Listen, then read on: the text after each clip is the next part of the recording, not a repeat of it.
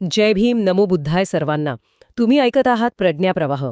जेव्हा आपण स्पर्धेच्या जगात असतो तेव्हा समता या शब्दाचा अर्थ आपण अनेकदा सर्वांना समान निकाल असा घेतो, जे व्यावहारिक नाहीये. हो, कारण सर्वांची क्षमता वेगळी असते. बरोबर. पण डॉक्टर आंबेडकरांच्या समतेचा अर्थ तो नाहीये. त्यांची समता ही समान संधी आणि समान मानवी आदर यावर आधारित आहे. म्हणजे equal opportunity and equal human dignity. अगदी. आता तुमच्या कॉर्पोरेट क्षेत्राचं उदाहरण घेऊया. सर्व्हायव्हल ऑफ द फिटेस्ट हा डार्विनचा नियम आहे. पण मानवी समाज हा केवळ जैविक नियमांवर चालत नाही. डॉक्टर आंबेडकरांचं अर्थशास्त्र आणि समाजशास्त्र हे सांगतं की जिथे विषमता असते तिथे ऊर्जेचा प्रचंड अपव्यय होतो. हे जरा अधिक स्पष्ट करून सांगता येईल का? ऊर्जेचा अपव्यय म्हणजे नेमकं काय होतं तिथे? नक्कीच. ॲनिलेशन ऑफ कास्ट या ग्रंथातील एक अत्यंत गाजलेला युक्तिवाद आहे. डॉक्टर आंबेडकर म्हणतात की जाती व्यवस्था ही केवळ डिव्हिजन ऑफ लेबर किंवा कामाची विभागणी नाही, तर ती डिव्हिजन ऑफ लेबरर्स म्हणजे कामगारांची विभागणी आहे. कामगारांनाच विभागून टाकले. हो. आता आधुनिक कॉर्पोरेट जगात याचं उदाहरण पाहायचं तर समजा एका ऑफिसमध्ये एक मॅनेजर आहे आणि एक कनिष्ठ कर्मचारी आहे. बरं. दोघांची कामे वेगळी आहेत, कौशल्य वेगळी आहेत, पगारही वेगळा आहे. ही झाली कामाची विभागणी.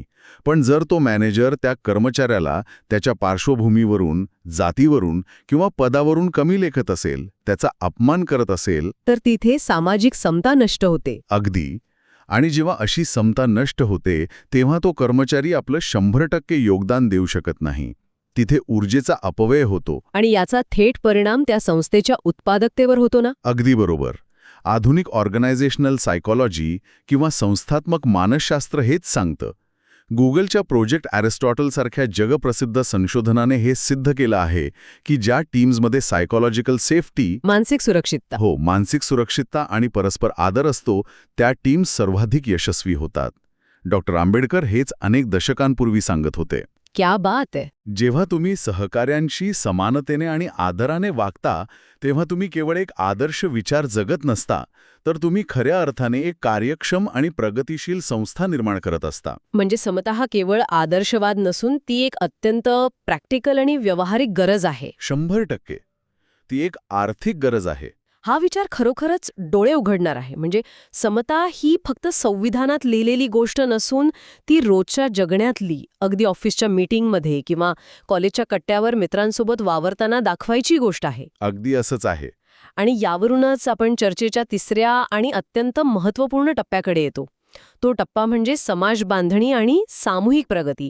कारण जेव्हा समाजात समता प्रस्थापित होते तेव्हाच खऱ्या अर्थाने एक भक्कम समाज बांधणी शक्य होते. आणि इथेच बंधुता हा विचार केंद्रस्थानी येतो. होय. डॉक्टर आंबेडकरांनी संविधान सभेत दिलेल्या आपल्या शेवटच्या भाषणात अत्यंत स्पष्ट शब्दात एक इशारा दिला होता. कोणता इशारा? ते म्हणाले होते की आपण राजकीय दृष्ट्या एक माणूस, एक मूल्य ही व्यवस्था स्वीकारत आहोत, पण सामाजिक आणि आर्थिक जीवनात मात्र आपण विषमतेचं जीवन जगत आहोत. हा विरोधाभास आपण लवकरात लवकर दूर केला नाही तर ज्यांनी या विषमतेचा त्रास सहन केला आहे ते या राजकीय लोकशाहीचा डोलाला उद्ध्वस्त करतील. बापरे, हा खूप गंभीर इशारा होता. हो. आणि यावर उपाय काय होता? तर उपाय होता बंधुता. डॉक्टर आंबेडकरांच्या मते स्वातंत्र्य आणि समता या दोन्ही गोष्टी जोपर्यंत बंधुतेच्या धाग्याने बांधल्या जात नाहीत तोपर्यंत समाज खऱ्या अर्थाने टिकूच शकत नाही. इथे मला पुन्हा एकदा एक उपमा द्यावीशी वाटते आणि आशा आहे की ती उपमा या संदर्भात चपखल बसेल. हो, सांगा ना. आपण समाजाची तुलना एका मजबूत इमारतीशी करूया. या इमारतीसाठी केवळ चांगल्या विटा म्हणजेच स्वातंत्र्य आणि समता असून चालत नाहीत. जर विटा नुसत्या एकावर एक रचून ठेवल्या तर थोड्याशा धक्क्याने किंवा वादळानेही ती इमारत कोसळेल. अगदी बरोबर. पण जर त्या विटांना एकत्र जोडणारं सिमेंट मजबूत असेल तर ती इमारत कोणतीही आपत्ती पेलू शकते. मग डॉक्टर आंबेडकरांनी सांगितलेली बंधुता हे ते सिमेंट आहे जे समाजाला एकत्र बांधून ठेवतं, असं म्हणता येईल का? ही उपमा खरोखरच अत्यंत समर्पक आहे. पण त्यात एक पैलू आणखी जोडावा लागेल. कोणतं? जेव्हा तुम्ही विटांवर सिमेंट लावता तेव्हा ते सिमेंट विटांमधील घर्षण किंवा फ्रिक्शन कमी करतं आणि जो दाब असतो तो समान पातळीवर विभागून टाकतं. समाजातील बंधुता नेमकं हेच काम करते. म्हणजे ताणतणाव कमी करते. हो. जेव्हा समाजात ताणतणाव निर्माण होतात, स्पर्धा वाढते, तेव्हा बंधुत्वाची भावना एक घर्षण कमी करून एक शॉक ॲब्झॉर्बर म्हणून काम करते. आपण सगळे त्या इमारतीच्या विटा आहोत. जर एकमेकांबद्दल आत्मीयता नसेल तर केवळ कायद्याच्या बळावर समाज टिकू शकत नाही. पण आजच्या आधुनिक काळाचे एक मोठं विडंबन बघा. तंत्रज्ञानाने आणि सोशल मीडियाने आपल्याला संपूर्ण जगाशी जोडलं आहे. पण तरीही जगातील सर्वात कनेक्टेड असलेली आजची पिढी ही मानसिकदृष्ट्या सर्वात एकाकी पिढी मानली जाते. दुर्दैवाने हे खरं आहे. आपण हजारो लोकांशी इंटरनेटवर जोडलेले असतो, पण प्रत्यक्षात आपल्या शेजाऱ्याला किंवा अगदी जवळच्या मित्राला खरोखर काय दुःख आहे हे आपल्याला माहीत नसतं.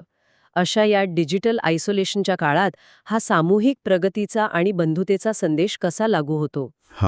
आजच्या काळातील सर्वात मोठा विरोधाभास आहे. सोशल मीडियावरील नेटवर्किंग आणि डॉक्टर आंबेडकरांची बंधुता यात जमीन आसमानाचा फरक आहे. कसं काय? बघा, नेटवर्किंग हे बहुधा ट्रान्झॅक्शनल किंवा व्यवहारी असतं. म्हणजे तू मला काय देऊ शकतोस आणि मी तुला काय देऊ शकतो. निव्वळ देवाणघेवाण. पण आंबेडकरांची बंधुता ही बुद्धांच्या मैत्री या संकल्पनेवर आधारित आहे, जी निखळ आणि निस्वार्थ आत्मीयता शिकवते. आधुनिक काळात समाज बांधणी म्हणजे काय, तर याचं उत्तम उदाहरण शिक्षण क्षेत्रात पाहता येईल. विद्यार्थ्यांच्या संदर्भात? हो, विद्यार्थ्यांमधील पीयर लर्निंग किंवा एकमेकांकडून शिकण्याची वृत्ती. वर्गातील एखादा विद्यार्थी जर अभ्यासात मागे पडत असेल तर त्याला पुढे जाण्यासाठी मदत करणे, त्याला चिरवण्याऐवजी त्याला मानसिक आधार देणे, ही खरी आधुनिक समाज बांधणी आहे. म्हणजे जेव्हा आपण स्वतः प्रगती करतो, स्वतः पुढे जातो, तेव्हा स्वतःसोबत समाजातील आणखी 4 लोकांना कसं पुढे घेऊन जाता येईल हा विचार करणं म्हणजे बाबासाहेबांच्या विचारांचं प्रत्यक्ष आचरण करणे. अगदी. हीच ती पे बॅक टू सोसायटीची संकल्पना आहे ना. अगदी तसंच. डॉक्टर आंबेडकरांनी केवळ तत्वज्ञान मांडलं नाही, तर त्यांनी स्वतः पीपल्स एज्युकेशन सोसायटीसारख्या संस्था उभारल्या. मिलिंद महाविद्यालय, सिद्धार्थ महाविद्यालय सुरू केलं. हो, त्यांनी प्रत्यक्ष कृतीतून दाखवून दिलं. केवळ शिक्षणाचा प्रसार नव्हता, तर ती एक सामूहिक प्रगतीची चळवळ होती. त्यांनी समाजाला संघटित राहण्याचा संदेश दिला होता, कारण एकटे राहून तुम्ही काहीही साध्य करू शकत नाही. समाजाच्या कल्याणातच व्यक्तीचं कल्याण दडलेलं असतं. खरंय. आपण पाहतो की आज क्रॅब मेंटॅलिटी किंवा खेकड्यासारखी प्रवृत्ती, म्हणजे दुसरा पुढे जात असेल तर त्याचे पाय खेचणे, ही खूप वाढली आहे. बंधुता ही या खेकडा प्रवृत्तीवरची एकमेव मात्रा आहे. एकमेकांचे पाय खेचण्याऐवजी एकमेकांचे हात धरून पुढे जाणं, हाच त्यांच्या विचारांचा खरा अर्क आहे. खरंच, हा दृष्टिकोन खूपच व्यापक आणि आजच्या जीवनाशी थेट जोडला गेलेला आहे. आजच्या या सखोल चर्चेत आपण एक अत्यंत प्रेरणादायी आणि बौद्धिक प्रवास केला. होय, नक्कीच. आपण सुरुवातीला शिक्षणाचं महत्त्व पाहिलं. शिक्षण जे केवळ नोकरीसाठी नाही, तर बुद्धीला प्रगल्भ करण्यासाठी, चुकीच्या माहितीच्या महापुरात तर्कशुद्ध विचार करण्यासाठी आहे. Critical thinking. हो. त्यानंतर आपण सामाजिक समतेकडे वळलो, जिथे आपण समजून घेतलं की ऑफिसच्या किंवा कॉलेजच्या जीवनात समता म्हणजे सर्वांना समान आदर देणे, ही केवळ एक आदर्श संकल्पना नसून ती एक अत्यंत व्यावहारिक आणि संस्थात्मक गरज आहे. अगदी बरोबर. आणि शेवटी आपण आलो ते समाज बांधणीकडे, जिथे तंत्रज्ञानाच्या जगात वाढणाऱ्या एकाकीपणावर मात करण्यासाठी एकमेकांना सोबत घेऊन जाणारी बंधुता हीच समाजाला जोडणारं सिमेंट आहे, हे आपण उलगडून पाहिलं. बरोबर. डॉक्टर बाबासाहेब आंबेडकरांचे विचार हे एक दीपस्तंभासारखे आहेत. आजचं जग कितीही गुंतागुंतीचं होऊ दे, अल्गोरिदम कितीही प्रबळ होऊ दे किंवा स्पर्धा कितीही तीव्र होऊ दे, ते विचार नेहमीच मार्गदर्शक राहतील. हो, त्यांचे विचार आपल्याला मानवी मूल्यांचा आणि प्रगतीचा अचूक रस्ता दाखवण्याचं काम करत राहतील. फक्त अट एवढीच आहे की आपण ते विचार केवळ पुस्तकांच्या पानांमध्ये किंवा जयंतीच्या घोषणांमध्ये मर्यादित ठेवता कामा नये. ते खऱ्या अर्थाने समजून घेतले पाहिजेत आणि दैनंदिन कृतीत आणले पाहिजेत. अगदी. आणि म्हणूनच या अत्यंत समृद्ध विचारमंथनाचा समारोप करताना आपण श्रोत्यांसाठी एक असा विचार मागे ठेवून जाणार आहोत, जो त्यांना यापुढेही विचार करायला प्रवृत्त करेल. आज आपण इतके छान विचार ऐकले, त्यांचं मानसशास्त्रीय आणि सामाजिक विश्लेषण केलं. हो, आणि म्हणूनच मला शेवटी एक अत्यंत थेट आणि विचार करायला लावणारा प्रश्न श्रोत्यांसमोर ठेवायचा आहे. नक्की. आज आपण डॉक्टर आंबेडकरांचे शिक्षणाबद्दल, समतेबद्दल आणि बंधुतेबद्दलचे विचार त्यांच्या मूळ अर्थासह समजून घेतले. पण केवळ ऐकून किंवा माहिती मिळवून थांबण्यात अर्थ नाही, कारण कल्टिव्हेशन ऑफ माइंड हे कृतीतून सिद्ध होतं. तर श्रोत्यांसाठी प्रश्न असा आहे की यापुढील 24 तासांत जेव्हा आपण एखादी नवीन बातमी वाचाल किंवा ऑफिसमध्ये एखाद्या सहकार्याशी संवाद साधाल, तेव्हा आपण ती माहिती अंधेपणाने स्वीकारणार आहात की डॉक्टर आंबेडकरांच्या तर्कशुद्ध विचारांच्या कसोटीवर तपासून पाहणार आहात?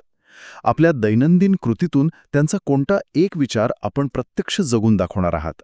हा प्रश्न स्वतःला नक्की विचारा. किती सुंदर आणि आत्मपरीक्षण करायला लावणारा हा अंतिम विचार आहे.